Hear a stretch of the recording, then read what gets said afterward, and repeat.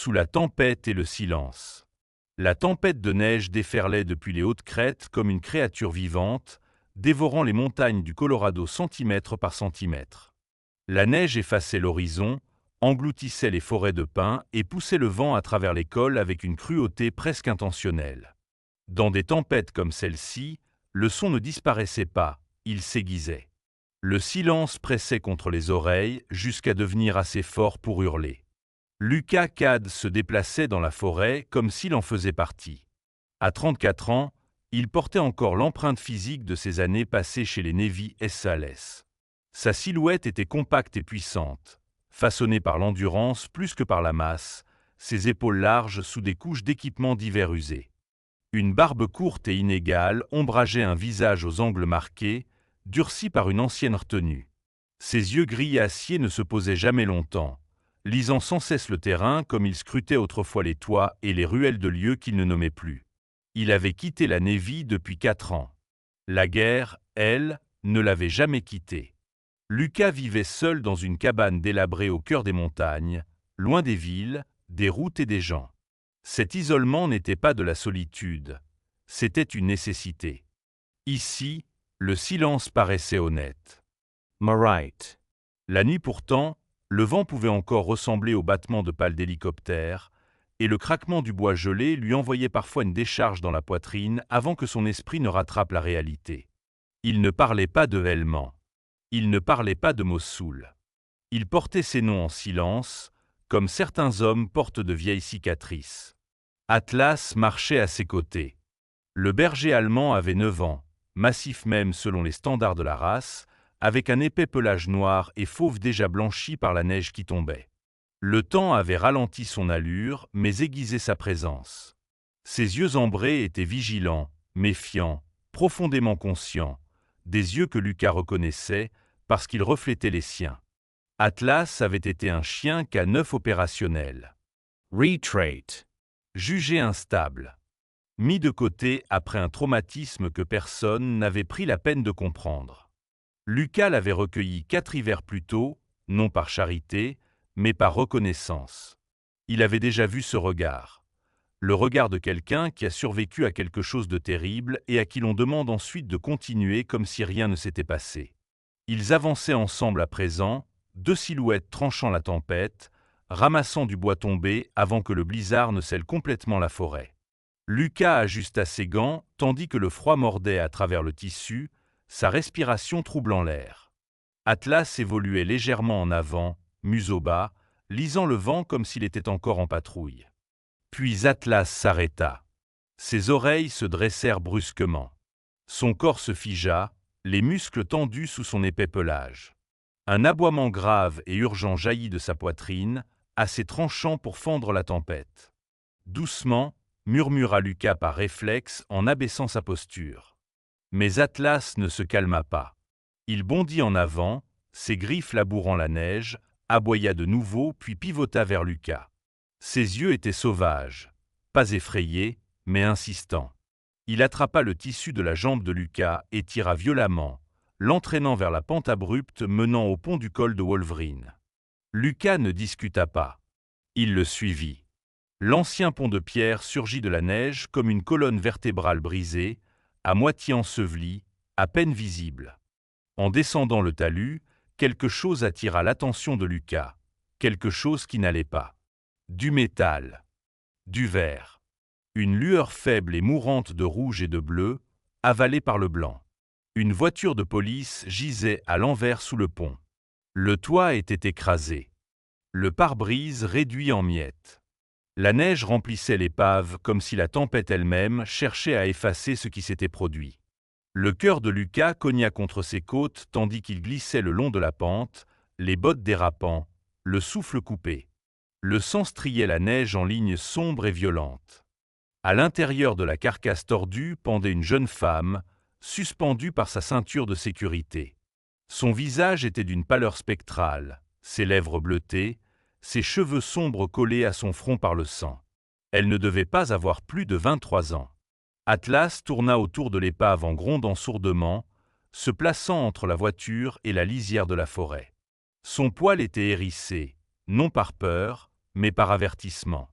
Lucas reagit instantanement. L'entraînement prit le relais, net et automatique. Il balaya d'abord la zone, le pont au-dessus, la forêt au-delà. Aucun mouvement, aucune voix, seulement le vent et la neige qui tombaient.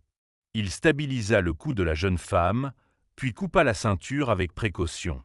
Son corps s'effondra dans ses bras, effroyablement léger et froid. « Reste avec moi », dit-il d'une voix rude mais ferme. Il dégagea ses voies respiratoires, écarta la neige et le sang de sa bouche, chercha un pouls. Faible, mais présent. Sa respiration était superficielle, irrégulière, à peine visible dans l'air glacé. L'accident ne collait pas. Lucas observa l'angle de l'épave, l'absence de traces de freinage. La voiture n'avait pas dévié, n'avait pas lutté. Elle avait quitté le pont tout droit. Les freins, marmonna-t-il. Bordel. La jeune femme remua. Ses paupières papillonnèrent brièvement, floues. Ses lèvres bougèrent. « Émilie » murmura-t-elle. Emily. Rowan. Puis ses yeux se révulsèrent et son corps se relâcha. Lucas jura à voix basse, retira sa veste et l'enveloppa étroitement autour de son torse. Atlas s'approcha, pressant son corps massif contre le sien pour la protéger du vent. Un grondement profond et résonnant vibrait dans sa poitrine tandis qu'il fixait la forêt sombre, défiant tout ce qui pourrait s'en approcher. Lucas le sentit alors, ce resserrement familier dans sa poitrine. Ce n'était pas un accident. Quelqu'un avait voulu qu'on la retrouve trop tard. Pas aujourd'hui. Il souleva Émilie dans ses bras, sentant le poids fragile de sa vie se poser contre lui. La neige tombait de plus en plus fort, engloutissant le pont derrière eux tandis qu'Atlas prenait la tête, les guidant hors de la pente et dans la tempête, vers la cabane dissimulée parmi les arbres. Lorsqu'ils atteignirent la porte, le vent hurlait déjà de toutes ses forces. Lucas porta Émilie à l'intérieur comme si elle était quelque chose de sacré, quelque chose qu'il ne pouvait se permettre de maltraiter. L'air chaud se précipita à leur rencontre, chargé de résine de pin et de vieille fumée. Il la déposa près de la cheminée en pierre, pas trop près. Le choc pouvait tuer aussi sûrement que le froid. Le corps d'Émilie était raide de gel, sa respiration faible. Ses cheveux sombres, coupés juste sous la mâchoire, collaient à sa tempe ensanglantée.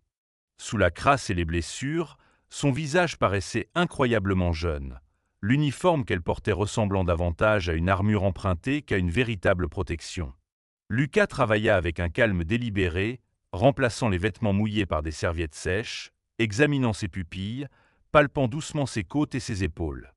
Des ecchymoses fleurissaient sous ses doigts, mais rien ne semblait irrémédiablement brisé. Atlas s'allongea près d'elle sans qu'on le lui demande, son large corps bloquant les courants d'air qui s'infiltraient par les fissures de la cabane. Sa tête reposa près de sa main, sa respiration lente et chaude, un rythme stable au milieu du chaos. Quand Émilie gémit faiblement, Atlas toucha ses doigts de son museau, puis se figea de nouveau, vigilant. Lucas le remarqua alors. Atlas n'agissait pas ainsi avec des inconnus. Et quelque chose, au fond de lui disait avec une certitude absolue que la tempête au dehors n'était que le commencement. Vérité révélée à la lueur du feu. Émilie se réveilla à la chaleur avant de se réveiller à la lumière. Cette sensation la troubla. La chaleur n'avait aucune place dans le dernier souvenir qu'elle gardait. Seulement le métal froid, la pression écrasante et la morsure brutale d'une ceinture de sécurité plaquée contre sa poitrine. Ses yeux s'ouvrirent brusquement, l'air déchirant ses poumons tandis que la panique montait. Ce n'était pas sa voiture de patrouille. De grossières poutres en bois s'étendaient au-dessus d'elle. La lueur du feu dansait sur des murs en rondins, assombris par l'âge et la fumée.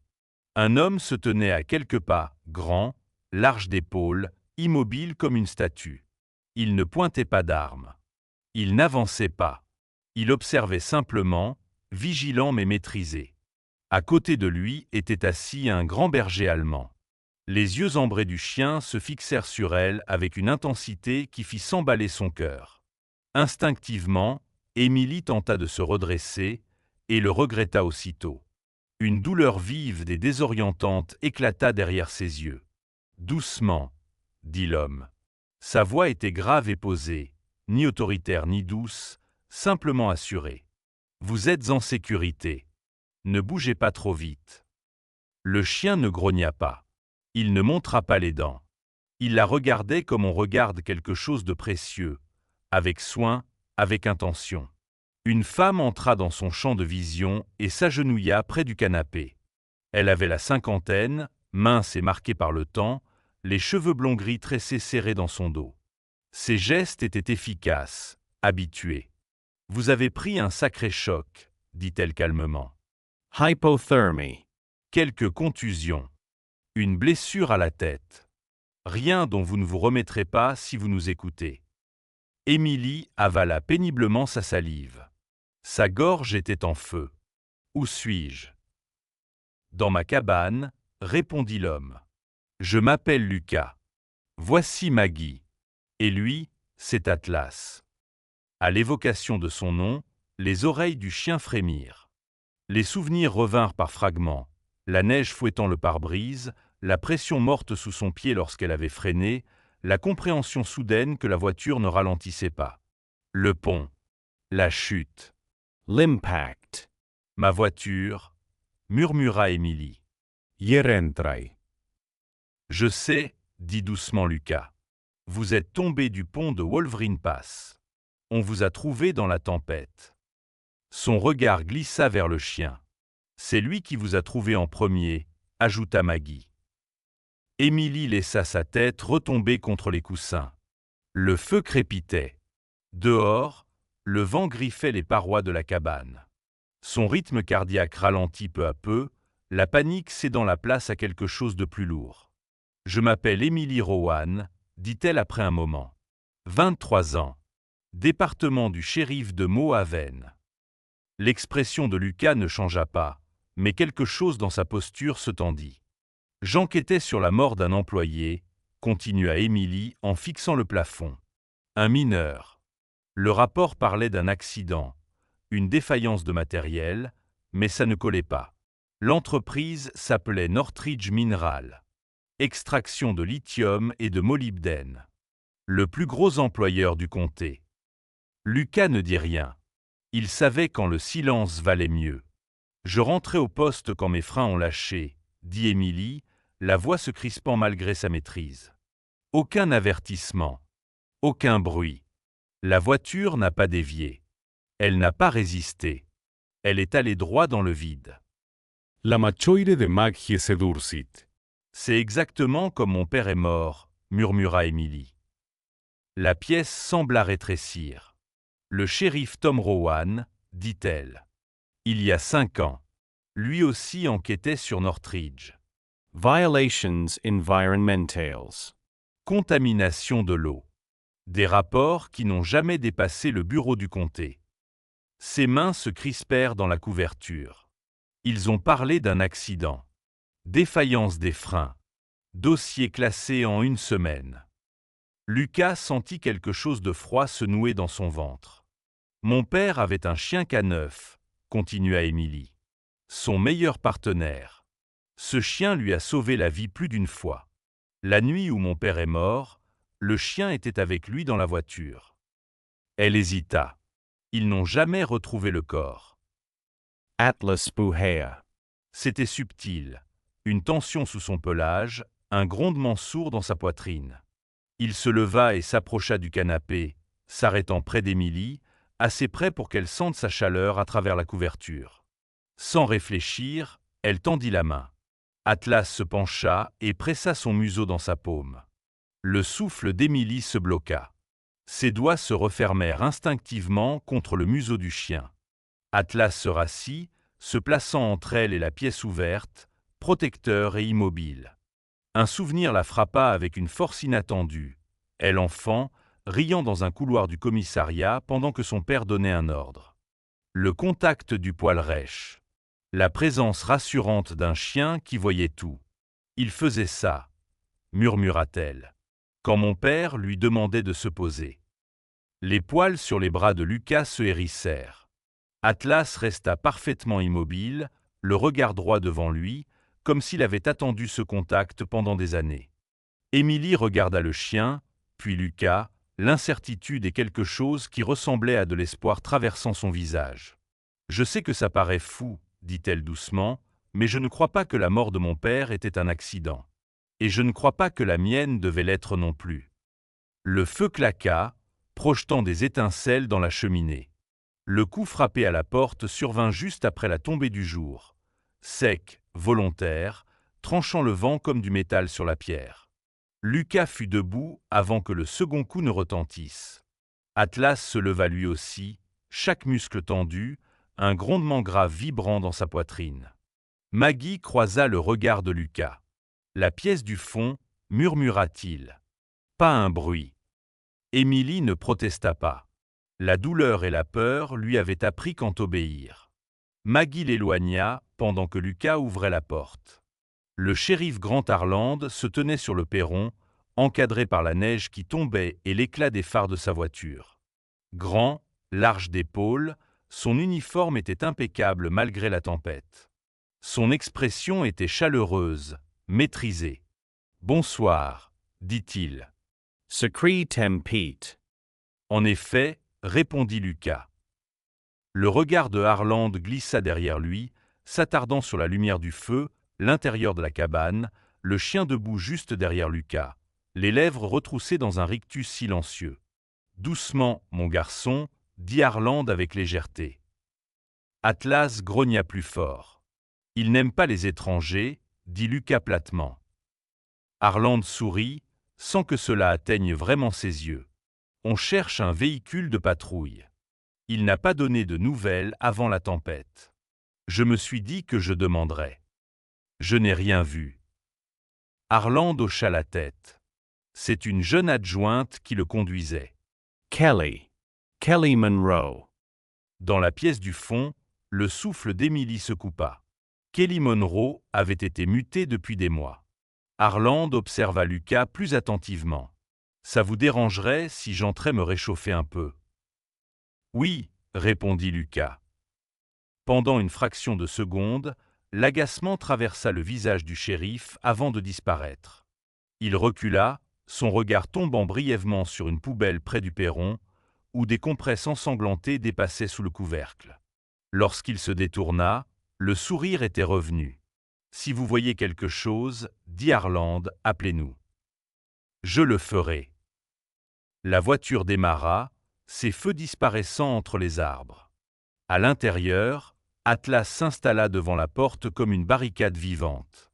Cet homme n'était pas là pour poser des questions, dit Maggie à voix basse.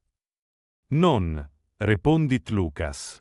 Il était là pour confirmer quelque chose. Émilie revint dans la pièce, palme et ferme. Il a utilisé le mauvais nom, dit-elle. Il sait exactement qui il cherche. Le feu brûlait bas. Dehors, la tempête se rapprochait. Et dans le silence qui suivit, la vérité commença à prendre forme. Révélée non par la force, mais par la mémoire, la loyauté et la lueur constante du feu qui refusait de s'éteindre. Ce qui survit à l'hiver. La montagne ne célébrait pas la victoire. Elle ne l'avait jamais fait. Elle endurait, simplement. Le matin arriva, mince et pâle, se glissant à travers les nuages déchirés comme un souffle retenu enfin relâché. La neige demeurait intacte autour de la cabane, recouvrant la violence de la nuit passée, comme si la terre elle-même insistait sur la clémence. Lucas se tenait dehors, une tasse refroidie entre les mains, regardant la vapeur s'élever du flanc bandé d'Atlas, tandis que le chien reposait près du perron. L'hélicoptère du vétérinaire était venu et reparti avant l'aube. Atlas Garrett. Lentaiment. Dolorousement. Mais complètement. Certaines choses, pensa Lucas, survivaient à pire que des balles. À l'intérieur de la cabane, Émilie était assise à la table, les épaules enveloppées dans une chemise en flanelle empruntée, les doigts tournant autour d'une tasse de café ébréchée qu'elle n'avait pas touchée. Des agents fédéraux se déplaçaient silencieusement parmi les débris au-delà des fenêtres, leur voix basse, respectueuse. Le shérif Harland avait été emmené sans un mot, aucune résistance, aucun discours final. Juste un homme enfin trop fatigué pour continuer à fuir ce qu'il avait aidé à enfouir. La vérité n'avait plus besoin d'être protégée. Northridge Mineral s'effondra en quelques jours. Les documents qu'Emily avait apportés, et d'autres dont elle n'avait jamais soupçonné l'existence, furent exposés à la lumière. Pot de vin. Dissimulation. Accident, étiquetés et classés comme de simples erreurs comptables. La mort de son père n'était plus une rumeur murmurée dans le deuil, mais un fait nommé et reconnu. La justice ne rugit pas. Elle arriva sous forme de dossier, d'appels discrets et de confirmations tard dans la nuit. Émilie rendit visite à la tombe de son père la semaine où les routes rouvrirent. La neige bordait encore la pierre, mais le pire de l'hiver avait desserré son étreinte. Elle s'agenouilla plus longtemps que prévu, sans pleurer cette fois, respirant simplement. « Je n'ai pas oublié, dit-elle doucement. J'avais juste besoin d'aide pour me souvenir. » Lucas l'attendait près du camion, lui laissant la distance qu'il savait nécessaire au chagrin. Lorsqu'elle se releva enfin, elle paraissait plus légère. Pas guérie, mais plus en train de se noyer. Ils parlèrent peu pendant la descente de la montagne. Ils n'en avaient pas besoin. Certaines connexions se forgent sans mots, sous la pression, la peur et la lueur du feu, et celle-là dure. Atlas voyageait entre eux, la tête posée sur le genou d'Émilie, les yeux à demi clos, apaisés. Le printemps arriva tard cette année-là. Lucas resta. Non pas parce que la montagne l'exigeait, mais parce que, pour la première fois depuis des années, il en avait envie. Il répara la cabane comme il fallait cette fois-ci. Planta des arbres là où les cicatrices du feu marquaient encore la terre. Laissa les voisins revenir dans une vie qu'il avait verrouillée. Émilie revint souvent. Parfois pour le travail. Parfois pour rien du tout. Ils ne parlèrent jamais de destin ni de miracle. Mais certains soirs, lorsque le soleil disparaissait derrière les sommets et que le monde devenait silencieux de cette manière familière et sacrée, Lucas jetait un regard à Atlas endormi près de la porte et pensait à tout ce qui aurait dû finir, et ne l'avait pas fait. L'hiver prend beaucoup, mais il ne prend pas tout. Certaines vérités attendent la chaleur. Certaines vies ne recommencent qu'une fois le froid passé.